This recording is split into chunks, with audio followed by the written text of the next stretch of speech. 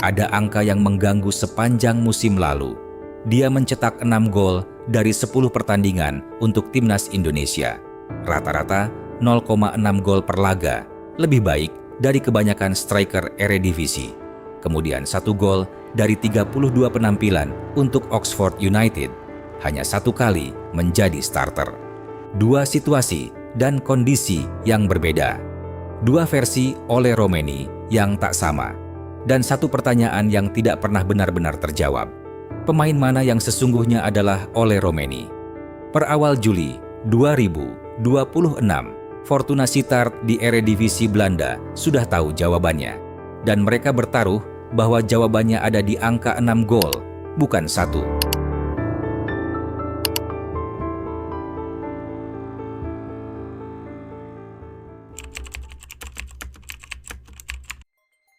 Lahir di Nijmegen, 20 November 1999, kota yang sama yang pernah jadi kampung halaman Maarten Paes, kiper andalan timnas Indonesia yang kini bermain di Ajax. Ole Romeni punya nama yang terasa biasa di Belanda, tapi ada sesuatu yang tidak biasa di baliknya. Romeni adalah marga Batak, warisan dari leluhurnya yang berasal dari Sumatera Utara, Indonesia. Di balik nama yang terdengar Eropa itu, ada darah yang terhubung dengan negara yang 280 juta orang menyebutnya rumah. Ibunya, Suliati, berasal dari Medan. Dan dari garis itu, Ole mendapat eligibilitas untuk membela Indonesia, sebuah peluang yang awalnya ia tidak manfaatkan, tapi yang akhirnya mengubah trajektori kariernya secara mendasar. Karier Ole dimulai di Akademi FC Utrecht, lalu dipinjamkan ke berbagai klub Belanda, NEC Nijmegen, FC Emmen, Willem II. Pola yang familiar, bakat yang diakui, tapi belum menemukan home base yang tepat. Di NEC Nijmegen, ia mulai menunjukkan tanda-tanda yang menarik perhatian. Bukan striker murni yang menunggu di kotak penalti, tapi penyerang mobile yang turun mencari bola, yang beroperasi sebagai link up antara lini tengah dan penyerangan. Gaya yang modern, gaya yang dihargai di liga yang menuntut fleksibilitas. Di Willem II, musim 2023 sampai 2024, ia mencatatkan angka yang cukup solid. 6 gol dari 28 penampilan, sebagian besar sebagai pemain pengganti. Cukup untuk membuat Oxford United tertarik. Dan disinilah cerita menjadi lebih menarik, karena sebelum ke Oxford, ia sudah memilih Indonesia.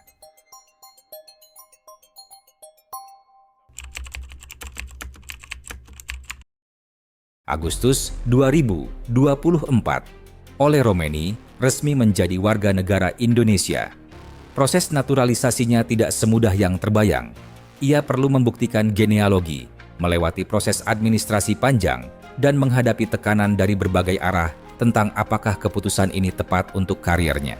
Tapi, ia memilih Indonesia. Dan begitu mengenakan jersey merah putih, ada sesuatu yang berubah. Debutnya langsung impactful. Ia terus menyumbang gol demi gol. Di kualifikasi Piala Dunia 2026, ia mencetak gol penting melawan Bahrain di GBK. Sampai Juni 2026, statistiknya bersama timnas, 10 penampilan, 6 gol, 2 assist, rata-rata 0,6 gol per laga. Untuk perbandingan, Victor Osimhen, striker Nigeria yang bermain di Serie A dengan gaji jutaan euro, rata-ratanya sekitar 0,7 gol per laga di kompetisi liga. Ole berada di level yang sama dalam konteks internasional. Di timnas, Ole Romeni bukan pemain yang mencari tempatnya. Ia adalah pemain yang mendefinisikan tempatnya.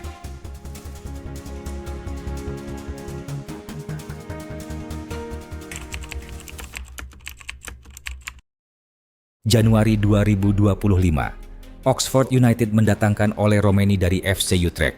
Oxford saat itu sedang bermain di EFL Championship, kasta kedua Liga Inggris. Ambisi untuk naik ke Premier League terasa nyata. Dan Ole, yang baru saja mulai menunjukkan dirinya di timnas, terlihat seperti investasi yang tepat. Tapi, performa di Inggris tidak menerjemahkan apa yang ia tunjukkan di level internasional. Musim pertama, 2024 sampai 2025, 14 penampilan, 590 menit bermain, 1 gol. Sebagian besar sebagai pemain pengganti. Oxford justru terdegradasi ke League One, kasta ketiga Inggris. Musim kedua, 2025 sampai 2026. Situasi memburuk. Ia sempat absen lama karena cedera di awal musim. Setelah kembali, hanya mendapat 355 menit dari 16 penampilan, 3 diantaranya sebagai starter. 0 gol. Total, 2 musim di Oxford, 32 penampilan di kompetisi liga, 1 gol, minimal menit sebagai starter. 32 penampilan, 1 gol. Bagi striker, itu bukan sekadar statistik yang buruk.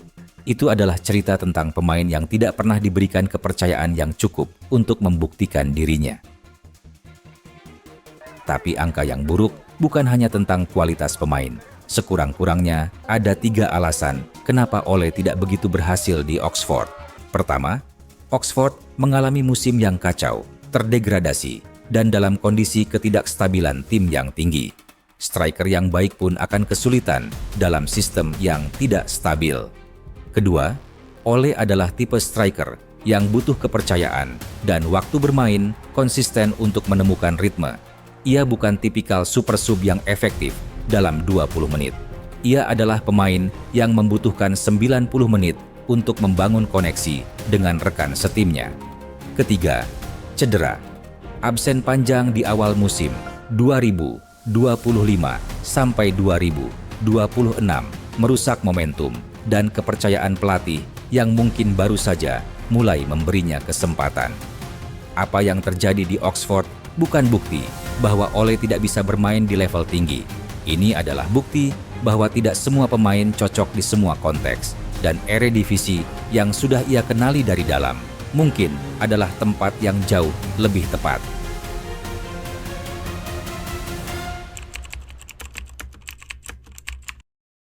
Fortuna Sittard, klub dari kota Sittard Geleen di Provinsi Limburg, Belanda Selatan.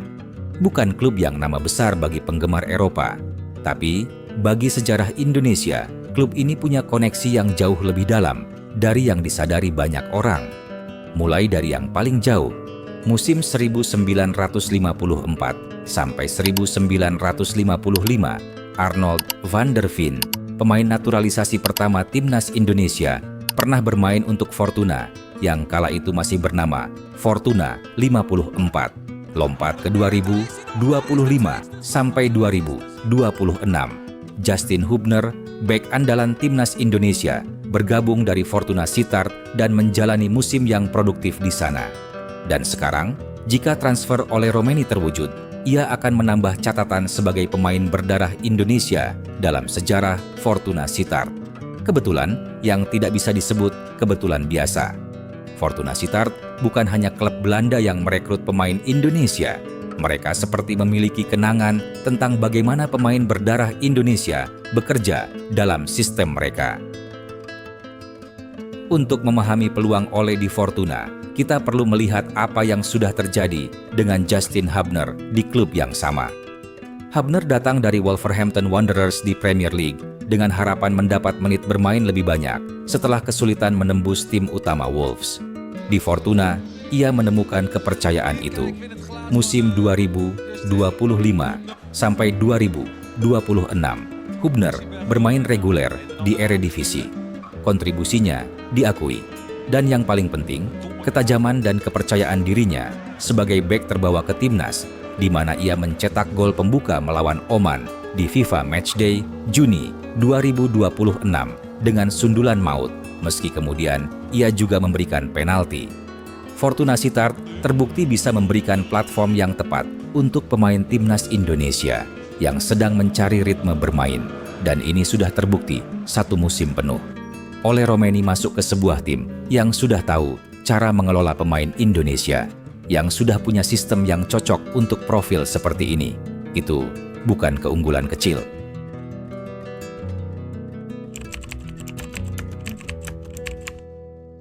Kenapa kembali ke Belanda masuk akal untuk Ole? Pertama, familiaritas sistem.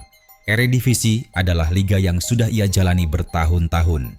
Ia tahu intensitasnya. Ia tahu cara bermain di liga yang mengedepankan pressing tinggi dan build up dari belakang.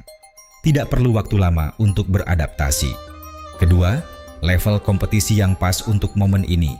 Eredivisie bukanlah Premier League, tapi bukan pula liga kecil. Ini adalah liga yang mampu mengembalikan kepercayaan diri seorang striker yang kehilangan ritme gol di lingkungan yang tidak tepat. Ketiga, Herdman mau melihat Ole bermain reguler. Striker yang mendapat 355 menit dalam satu musim tidak bisa menjadi pilihan utama timnas secara konsisten, betapapun tajamnya ia di timnas. Di Fortuna, proyeksi starternya jauh lebih terbuka.